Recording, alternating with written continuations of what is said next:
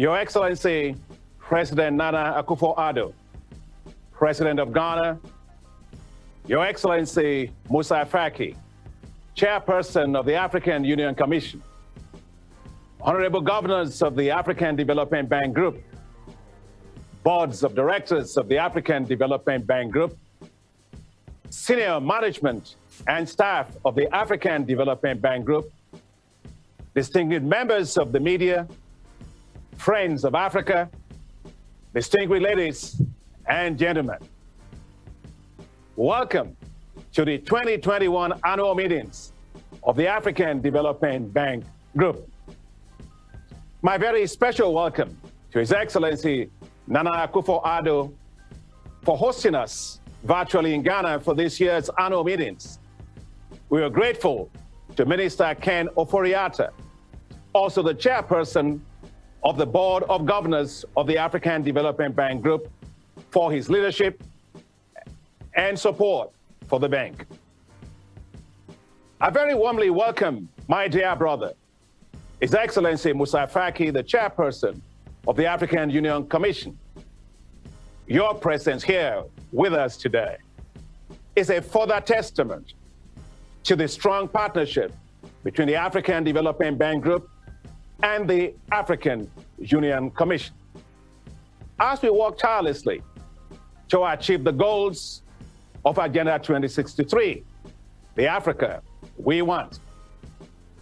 I especially want to welcome you very warmly, our dear governors, and thank you for your unwavering loyalty, commitment, and support to the bank.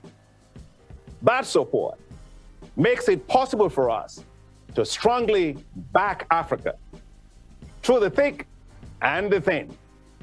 Thank you very much.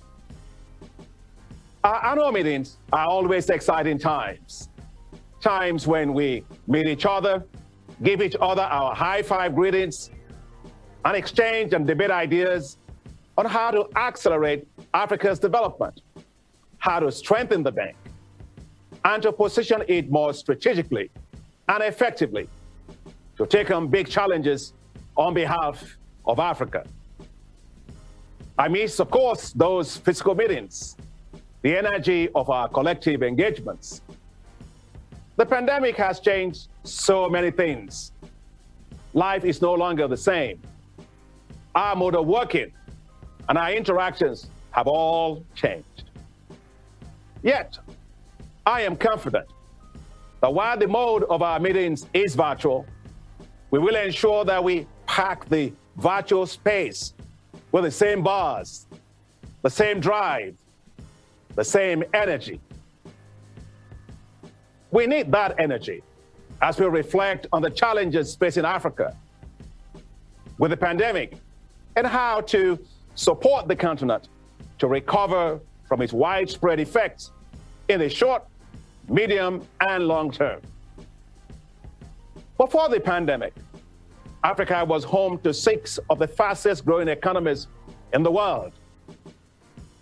This changed as economies went into lockdowns, travel was restricted, tourism dried up, while commodity prices plummeted because of weakened global demand for exports of oil, gas, and commodities. The effects of the pandemic on the continent's economy have been massive. Africa's cumulative GDP losses are estimated between $145 billion and $190 billion. Africa, we need a lot of resources to support its recovery. Low-income sub-Saharan African countries alone will need $245 billion by 2030, while all of sub-Saharan Africa will need $425 billion by 2030. And the challenge of development just got even harder, as 30 million people fell into extreme poverty, and an estimated 39 million people could fall into poverty by the end of 2021. Africa needs strong actions to support its recovery. The African Development Bank took strong actions. We responded quickly and strongly to support African economies. The bank launched a $3 billion social impact bond on global capital markets, which was at the time the largest ever US dollar-denominated social bond in world history. We announced a $10 billion crisis response facility. We provided $28 million to the African Center for Disease Control and Prevention. We saved lives and livelihoods.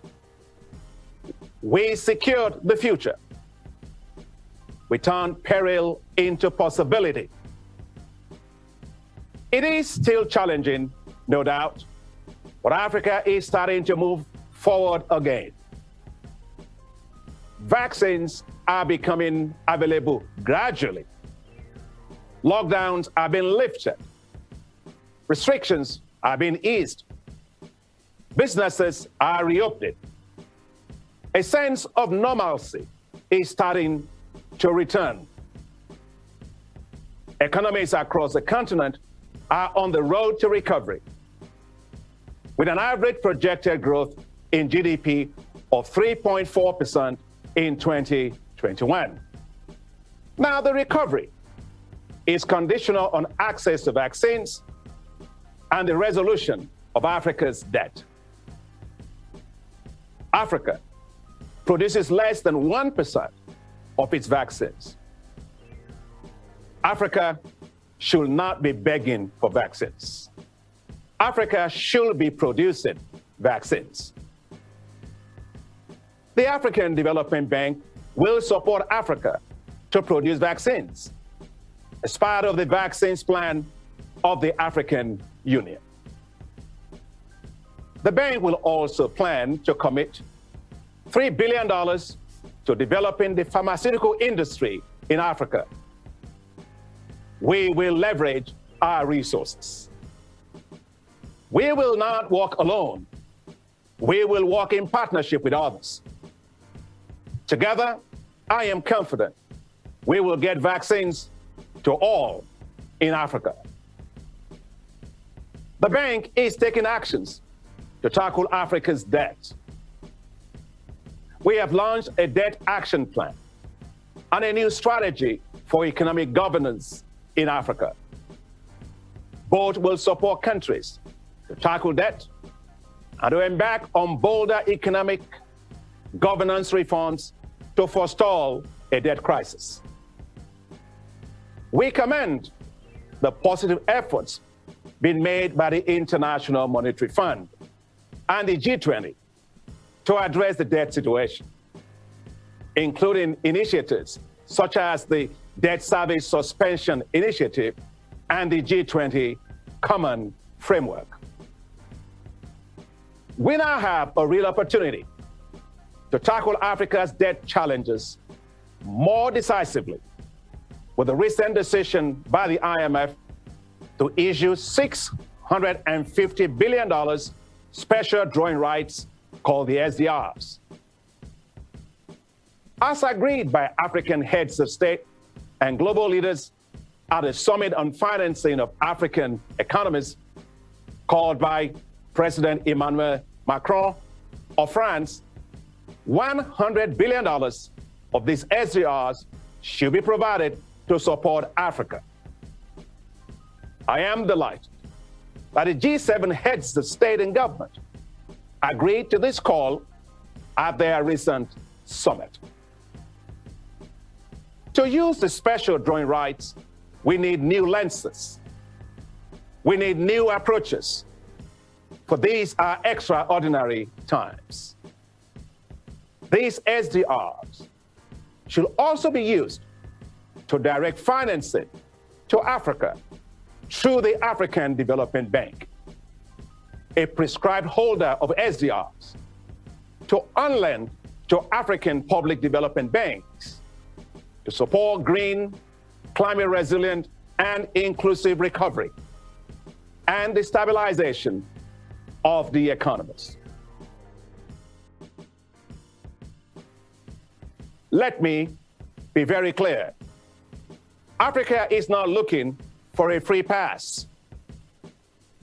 Debt resolution must be reinforced by stronger economic governance, public financial management, better and transparent management of Africa's natural resources, and mobilization of domestic resources.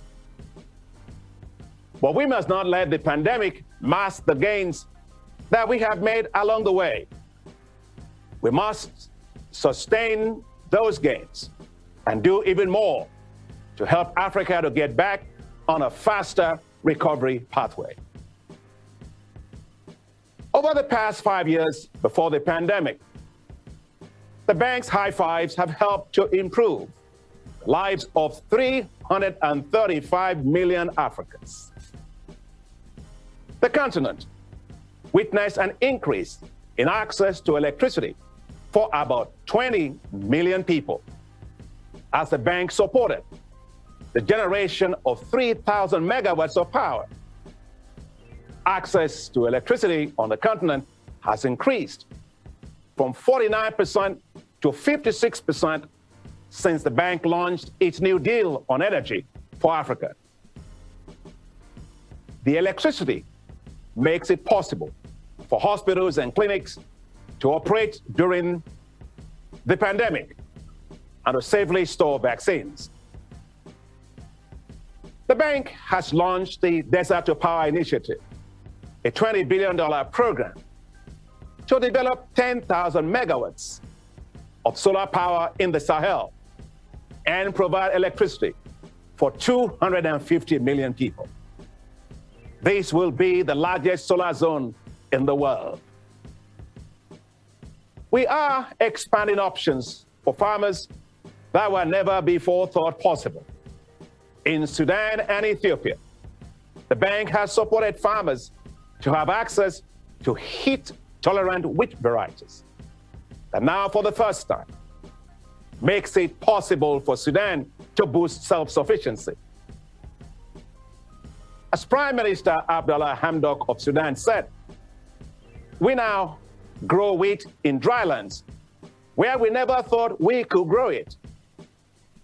We have cultivated these heat-tolerant varieties on 800,000 acres and expect Sudan to be self-sufficient in wheat in 3 years. What an incredible achievement. The bank, together with the International Fund for Agricultural Development, co-convened a global leaders dialogue on feeding Africa and mobilized $17 billion to support the scaling up of food security. The leaders called for the establishment of a facility for African food security and nutrition to scale up technologies to millions of farmers and to achieve zero hunger by 2030. The bank is taking decisive actions on the climate and green recovery. The bank, together with the Global Center on Adaptation, launched the African Adaptation Acceleration Program to help mobilize $25 billion for climate adaptation in Africa. The bank is supporting African countries to implement their nationally determined contributions to promote green growth and energy transitions as we look forward to COP26 in Glasgow. The bank is taking actions to expand economic opportunities for women. Through our affirmative finance action for women in Africa, AFAWA, we approved a portfolio guarantee of $250 million with the Africa Guarantee Fund in January 2021. This guarantee will help to unlock up to $2 billion in financing women-empowered businesses. The effects are being felt in the countries. The bank is taking actions to unleash the potentials of the youth in Africa.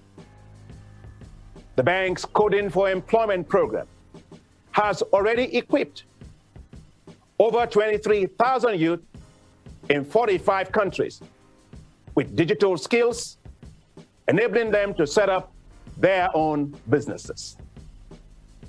The bank is exploring with countries the establishment of youth entrepreneurship investment banks.